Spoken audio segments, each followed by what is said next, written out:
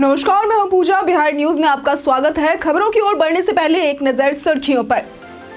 CM Nitish ने जारी की प्रधानमंत्री आवास योजना की पहली किस्त।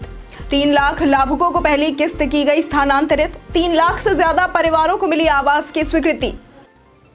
होली पर बिहार से चलेगी 5 जोड़ी स्पेशल ट्रेन। 6 से 31 मार्च के बीच चलेंगी ये स्पेशल ट्रेन। होली के दौरान यात्रियों को सुगम यात्रा का अनुभव देना है योजना का उद्देश्य।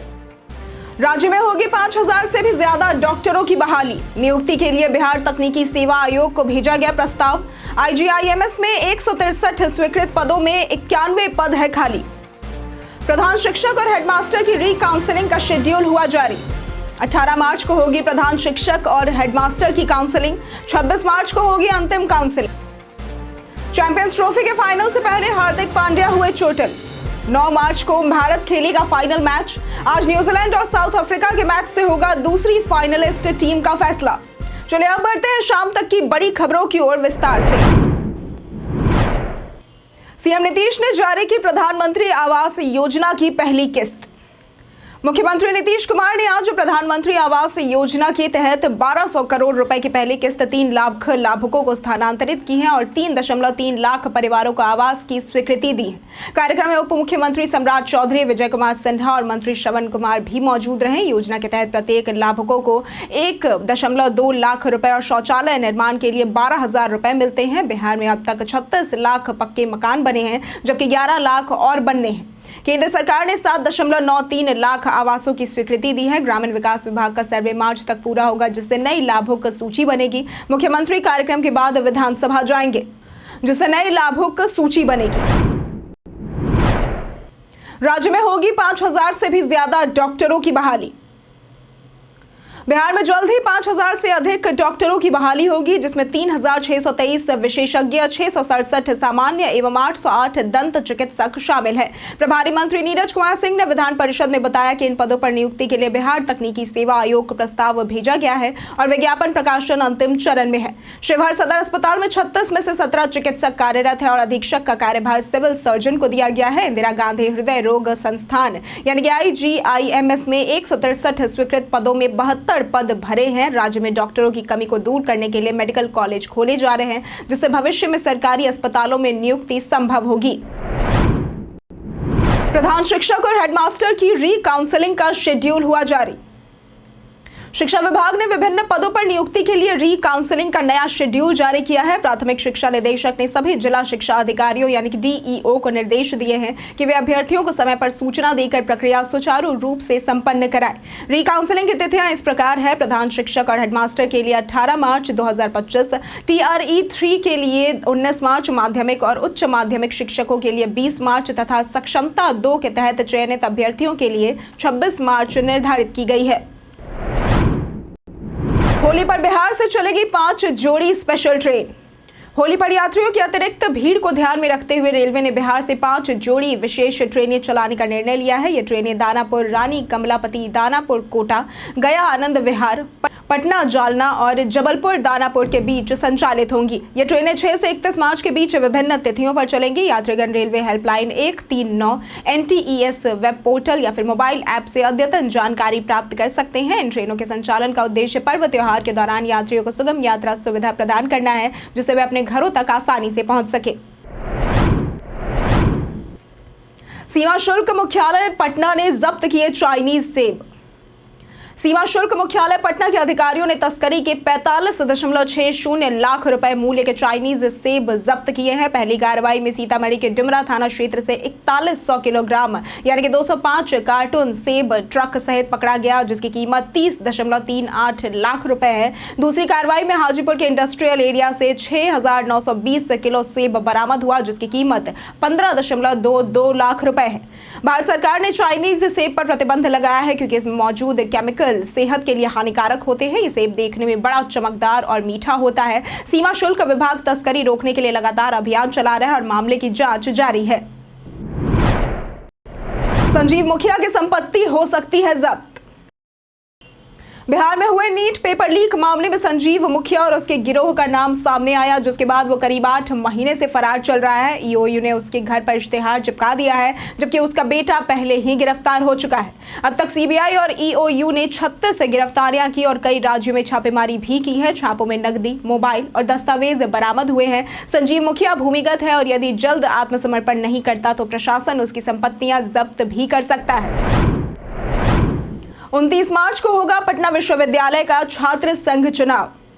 पटना विश्वविद्यालय में 2 वर्षों बाद छात्र संघ चुनाव 29 मार्च को होगा और मतगणना शाम 4 बजे शुरू होगी। परिणाम 30 मार्च को आएगा। नामांकन फॉर्म 10 से 18 मार्च तक मिलेगा और 17 से 19 मार्च तक जमा किया जाएगा। स्क्रूटनी 20 मार्च को होगी और उम्मीदवारों की अंतिम सूची 24 मार्च को जारी किया जाएगा। बायोकेमिस्ट्री विभागाध्यक्ष प्रोफेसर रजनीश कुमार मुख्य चुनावी अधिकारी होंगे। कुल 14 बूथ बनाए जाएंगे, प्रत्येक पर 6 बैलेट बॉक्स होंगे। मतदाता सूची 6 मार्च को जारी होगी, जिसमें 19,053 वोटर शामिल है। प्रचार के लिए दीवारों पर लिखने पर कार्रवाई होगी और नामांकित उम्मीदवारों को प्रचार के लिए अलग स्थान भी दिया जाएगा।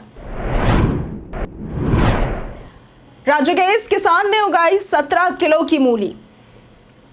भीखमपुर गांव के किसान सुरेश सिंह उन्नत कृषि तकनीकों से मशहूर हो चुके हैं। उन्होंने खुद के तैयार किए बीज से 17 से 20 किलो की मूली उगाई, जो सामान्य मूली से महंगी बिक रही है। जैविक विधि से उगाई गई इस मूली से बवासीर की प्रभावी दवा बनाई जाती है, जिससे इसकी मांग काफी ज्यादा बढ़ गई है। 6 महीने में तैयार होने वाली इस मूली को देखने दूर दूर से लोग आ रहे हैं। सुरेश सिंह इसे प्रदर्शनी में दिखाकर जड़ी बूटी के रूप में बेचते हैं। उनका कहना है कि 3 खुराक में बवासीर ठीक हो जाती है। वे पटेरा बाजार में दवा बेचते हैं, जिससे उन्हें अच्छी आय हो रही है। उनकी खेती ने उन्हें अलग एक पहचान दिलाई है। पटना एम्स में मेडिकल उपकरण खरीद में गड़बड़ी पर सीबीआई का एक्शन। केंद्रीय अन्वेषण ब्यूरो यानी कि सीबीआई की टीम मंगलवार को पटना एम्स पहुंची और प्रशासन व हड्डी रोग विभाग के 2 कर्मियों से पूछताछ की। ये जांच मेडिकल उपकरणों की खरीद में गड़बड़ी और भ्रष्टाचार से जुड़ी थी। आरोप है कि खरीद प्रक्रिया में सरकारी नियमों का पालन नहीं किया गया और स्क्रैप सामान का बिना टेंडर निपटारा किया गया। पूछताछ के बाद कर्मियों को रात 10:30 बजे छोड़ दिया गया। एम्स के कार्यकारी निदेशक डॉक्टर सौरभ वार्ष्णेय ने कहा कि उन्हें पूछताछ की जानकारी नहीं दी गई और वे विस्तृत जानकारी बुधवार तक प्राप्त कर पाएंगे। नई दिल्ली से पटना के लिए वंदे भारत होगी शुरू।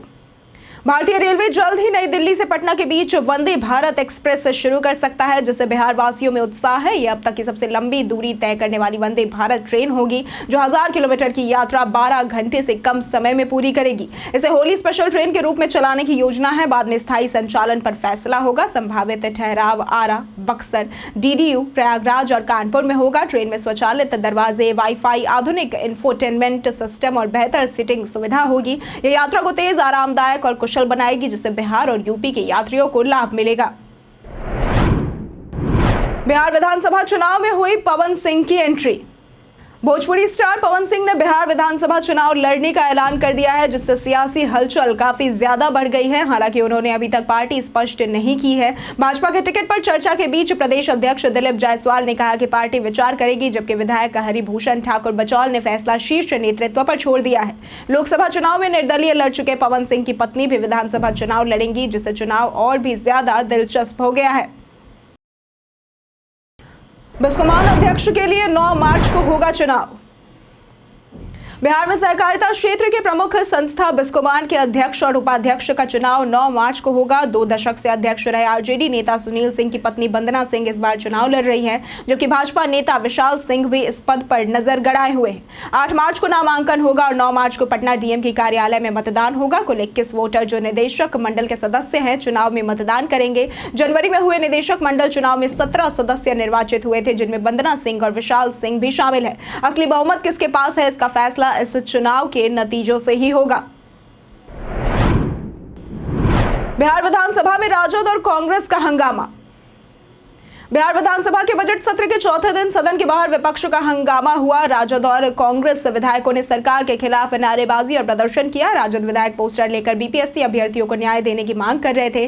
कांग्रेस विधायकों ने 70वीं बीपीएससी परीक्षा में गड़बड़ी का आरोप लगाया और री एग्जाम की मांग उठाई। उनका कहना था कि सरकार अभ्यर्थियों की समस्याओं पर ध्यान नहीं दे रही है। राहुल गांधी भी अभ्यर्थियों से मिले, लेकिन सरकार का रवैया तानाशाही जैसा है।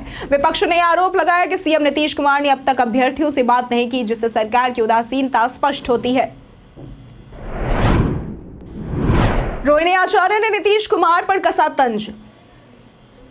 बिहार में राजनीतिक तनाव बढ़ गया है। बजट सत्र के दौरान हुए हंगामे पर लालू यादव की बेटी रोहिणी आचार्य ने मुख्यमंत्री नीतीश कुमार पर तीखा हमला बोला है। उन्होंने एक्स पर लिखा कि जब तेजस्वी यादव नीतीश कुमार के शासन की सच्चाई दिखाते हैं तो नीतीश तिलमिला जाते हैं, तेजस्वी को बच्चा कहने लगते हैं और उनका ब्लड प्रेशर बढ़ जाता है। रोहिणी ने तंज कसते हुए कहा कि नीतीश कुमार को चीखने चिल्लाने से बचना चाहिए क्योंकि ये उनकी सेहत के लिए ठीक नहीं होगा। उन्होंने नीतीश को सलाह दी कि वे सदन में तैयारी के साथ आए, विपक्ष के तर्कों को स्वीकारें और अपनी झुंझलाहट गठबंधन की मुश्किलों पर निकालने के बजाय तार्किक बातें करें। चैंपियंस ट्रॉफी के फाइनल से पहले हार्दिक पांड्या हुए चोटिल। टीम इंडिया ने आईसीसी चैंपियंस ट्रॉफी 2025 के फाइनल में जगह बना ली है। सेमीफाइनल में भारत ने ऑस्ट्रेलिया को 4 विकेट से हराया। ऑस्ट्रेलिया ने 49.3 ओवर में 264 रन बनाए, जिसे भारत ने 48.1 ओवर में हासिल कर लिया। विराट कोहली ने 84 रन की अहम पारी खेली, जबकि हार्दिक पांड्या ने 28 रन बनाकर टीम को जीत दिलाने में मदद की। हालांकि रन लेते समय पांड्या चोटिल हो गए हैं, जिससे टीम इंडिया की टेंशन काफी ज्यादा बढ़ गई है। अब भारत 9 मार्च को फाइनल खेलेगा। दूसरी फाइनलिस्ट टीम का फैसला आज न्यूजीलैंड और साउथ अफ्रीका के बीच होने वाले दूसरे सेमीफाइनल मैच से होगा। बीते दिन हमारे द्वारा पूछे गए सवाल का जवाब आप लोगों में से बहुत लोगों ने हमारे कमेंट सेक्शन में लिख कर दिया है। जिन्होंने हमारे द्वारा पूछे गए सवाल का जवाब दिया है उनके नाम है संजय कुमार, रंजीत मिश्रा, नरेंद्र कुमार, जितेंद्र ठाकुर, शानवी गुप्ता, चंदेश्वर मिस्त्री, रविमोहन वर्मा, संजीव कुमार, सन्नी यादव, सिंटू कुमार, पेहू शर्मा, दीपक कुमार और नौशाद रजा। इसी के साथ बढ़ते हैं आज के सवाल की ओर। आज का सवाल है, आपको किस माध्यम से यात्रा करना सबसे ज्यादा पसंद है? आप अपना जवाब हमें हमारे कमेंट सेक्शन में लिखकर जरूर बताएं। आज के लिए सिर्फ इतना ही। बिहार की तमाम खबरों के साथ बने रहने के लिए देखते रहें बिहारी न्यूज। और साथ ही अगर आप यूट्यूब चैनल पर देख रहे हैं तो चैनल को सब्सक्राइब करें, और अगर आप फेसबुक पेज पर देख रहे हैं तो लाइक और फॉलो जरूर करें।